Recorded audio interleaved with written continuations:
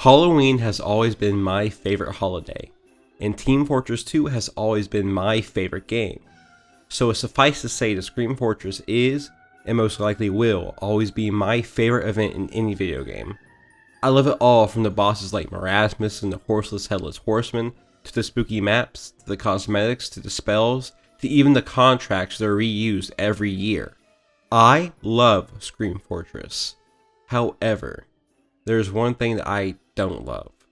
One thing so horrible and so disturbing and inhumane that it pains me to say it.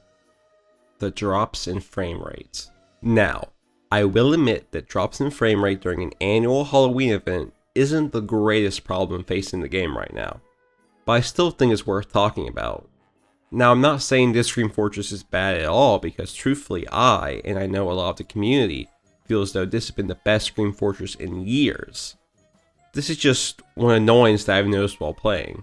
Also, full disclosure, I'm playing on an old-ish budget graphics card, so that may be the cause. However, I've been searching around and it seems as though this has been a problem that has plagued the community for years, so it isn't just me. So back to the problem at hand. Whenever I'm playing some Halloween maps and the spells are being cast and the skeletons are being raised and the bosses are appearing, on top of unusual effects, skill streak sheens, and weapon particle effects, and probably a whole lot of other stuff, I've noticed a significant drop in frames. Sometimes it turns my game into a claymation resembling Wallace and Gromit in The Curse of the Were-Rabbit, and these drops in frames aren't relegated to one specific situation. My performance on Halloween maps is overall worse, as I usually get 120 frames on normal maps, but 70 on Halloween maps, so a drop of 50 frames. And before I get any snide reply saying that 70 frames is still a lot, especially on my budget graphics card, well, my response to you is that I think you're neglecting a large part of the TF2 community. I remember when I started playing TF2 back in 2011 on an old Lenovo that I used for school, and I remember that it got like 20 to 30 frames at best. So I can't help but think of those people who love TF2 as much as I do, but they don't have the hardware to decently run it, and so they have to play it on their mom's old MacBook or something like that. It seems that the TF2 community is always in a constant state of depression, stating that the game is dying and whatnot, but it's still alive, in part due to these people who are playing on laptops and old PCs, so we can't ignore them.